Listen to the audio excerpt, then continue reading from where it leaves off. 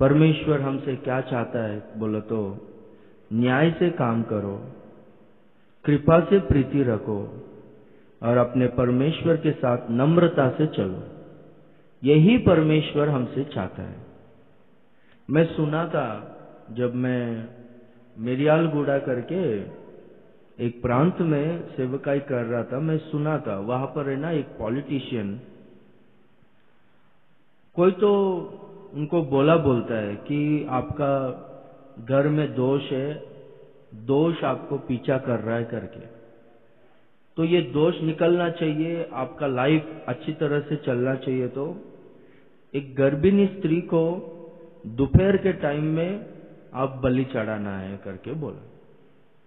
तो उन्होंने ऐसा सच में किया, बोलता है, न्यूज़पेपर में आया था, अपना विश्वासी लोग बोला मुझको, उनके ऊपर केस चल रहा था। बोलता क्या करके बोला तो एक गर्भिणी स्त्री को लेकर आके दोपहर के टाइम एकदम कड़ी धूप में रोड के ऊपर उनका बलि चढ़ाया। बोलते हैं तो अपना परमेश्वर ये सब नहीं चाहता है।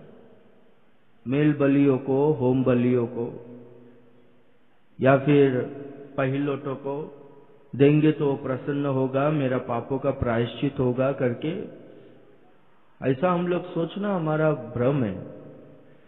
हम लोग एक आशीषदायक जीवन जिएंगे अगर हम लोग ये सब बलियों को चढ़ाएंगे करके ऐसा सोचेंगे तो हमारा भ्रम है, हम लोग अपने आप को धोखा देते।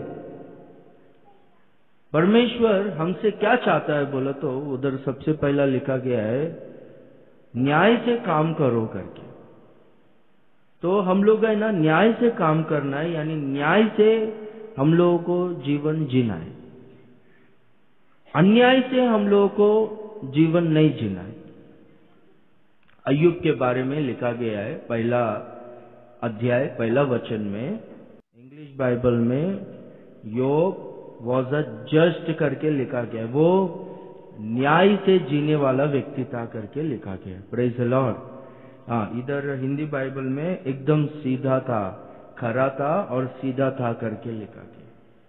तो उस देश में अय्यूब सबसे ज्यादा धनवान इंसान था, परमेश्वर से बहुत आशीष को पाया हुआ व्यक्ति था। अय्यूब के बारे में लोग कहते थे कि वो नसीब वाला है करके। चट्टान से उसके लिए तेल की धाराएं बहती थी। वो अपने घर में अपने पगों को वो है ना मलाई से धोता था, बोलता है। बहुत आशीषित जीवन वो जिया। उस देश में अय्यूब के इतना धनवान कोई भी नहीं था। क्यों इतना वो आशीषित हुआ बोला तो उधर लिखा गया है अय्यूब है ना न्याय से जीता था। व्यवस्था विवरण में हम लोग देखेंगे तो 25वां अध्याय 13वां वचन, अपनी थैली में बाती बाती के अर्थात गढ़ती बढ़ती बटकरे ना रखना। अपने घर में बाती बाती के अर्थात गढ़ती बढ़ती नपुए ना रखना। तेरे बटकरे और नपुए पूरे पूरे और धर्म के हो, इसलिए कि जो देश तेरा परमेश्वर यहोवा तुझे देता है उसमें तेरी आयु बहुत हो। हालेलुया। हमारी आयु बढ़ना है और लॉन्ग लाइफ हम लोग को जीना है, तो अच्छा जीवन जीना है तो न्याय से हम लोग जीना चाहिए। अन्याय हमारे जीवन में, हमारे घर में नहीं होना चाहिए। अन्याय यानी वहां पर लिखा गया है तुम लोगों के पास बाती बाती के बटकरे नपुए, यानी कम ज्यादा बटकरे नपुए नहीं होना चाहिए। मैं एक वीडियो देखा था, वो एप्पल बेचने वाली वो एक औरत है, वो क्या करती थी बोलो तो वो लोग है ना अच्छा एप्पल्स को सेलेक्ट करके थैली में डालते थे, तो क्या करती थी बोलो तो अपने पास एक थैली रखती थी जिसमें कम एप्पल्स है। उसको लोग का ध्यान है ना इधर उधर भटकाती थी, ऐसा झुक के ना थैली बदल देती थी। वो वीडियो निकाला, देखा ये कितना बड़ी फ्रॉड है करके। देखा, ऐसा फ्रॉड काम है ना हम लोग नहीं करना चाहिए। कुछ लोग व्यापार करने वालों के पास देखो उधर 1 kg करके लिखा रहेगा, तो वो लोग है ना फ्रॉड करते हैं।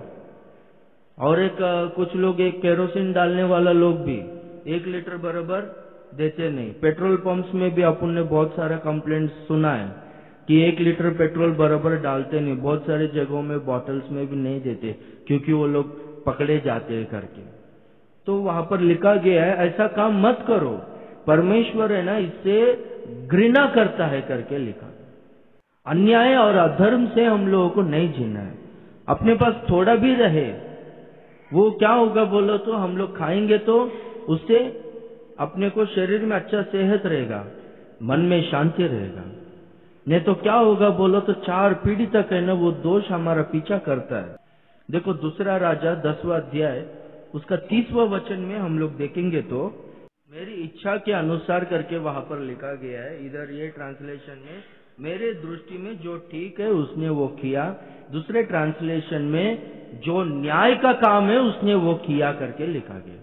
और उसके बदले में उसको क्या फल मिला, और आहब के घराने से मेरी इच्छा के अनुसार बर्ताव किया है, तेरे परपोतों के पुत्र तक तेरी संतान इज़राइल की गद्दी पर विराजमान रहेगी।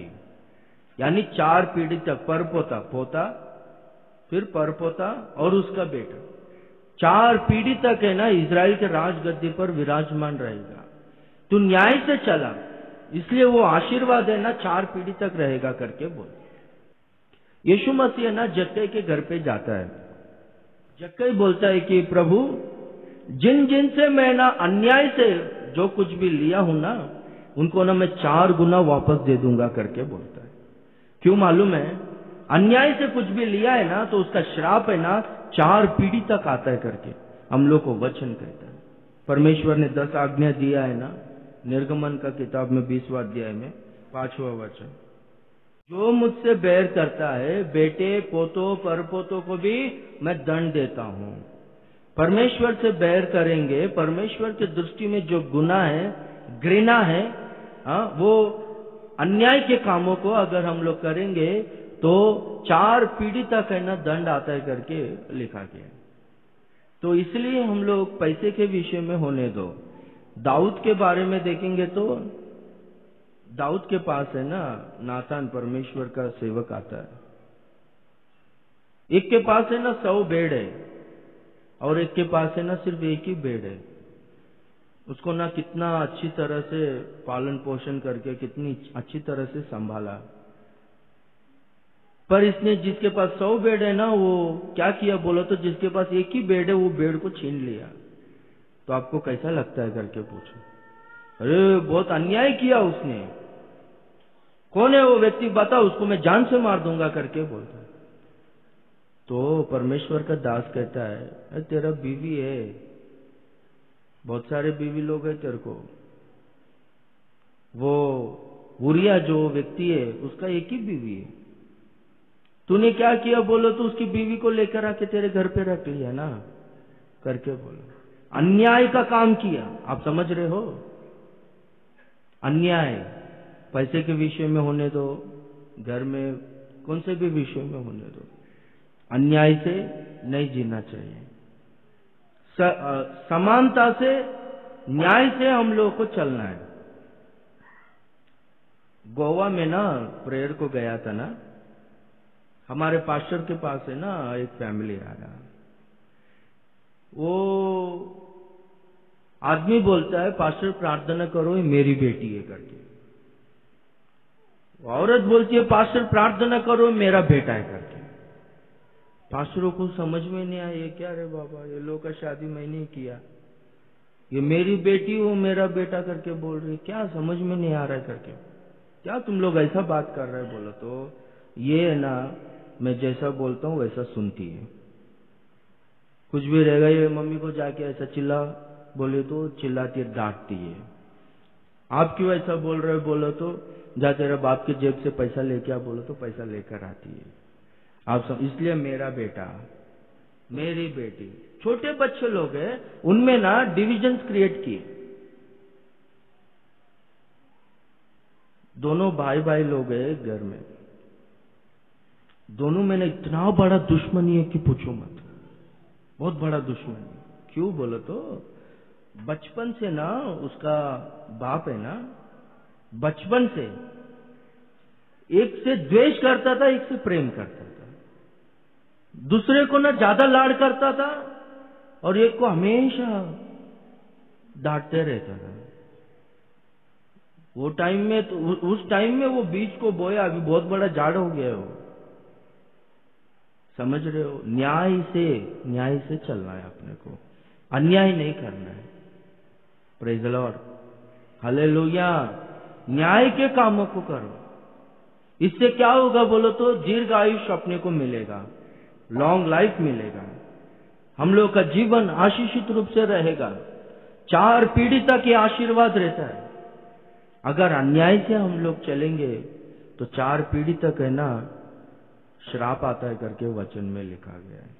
जिन जिन से अन्याय से मैं जो कुछ भी लिया हूं वो ना मैं सब कुछ लौटा दूंगा करके लौटा दिया। यीशु मसीह बोलता है कि जैसे ही बोला मैं लौटा दूंगा करके, यीशु मसीह बोलता है आज इस परिवार में उद्धार आया है, ये भी अब्राहम का पुत्र हुआ है। हालेलुया। तो हम लोग कभी भी अन्याय से किसी का खाना नहीं, अन्याय से हम लोग है ना जीना नहीं चाहिए, और मुंह से हम लोग कभी भी झूठ नहीं बोलना चाहिए। ये बात समझो। मेरे ख्याल से यहाँ पर सब लोग कोई भी अन्याय से नहीं जी रहे, पर मेन इधर क्या है बोलो तो ज्यादातर लोग है ना झूठ बोलता है अपना लोग। मुझसे भी झूठ बोलता है बहुत सारा लोग। कौन सा भी विषय कुछ भी पूछेगा ना, क्या करता है बोलो तो झूठ बोलता है लोग अपना लोग, और इतना आसानी से बोलता है कि पूछो मत। कुछ टेंशन ही नहीं लेता है बे, कुछ टेंशन, एकदम फ्रीली।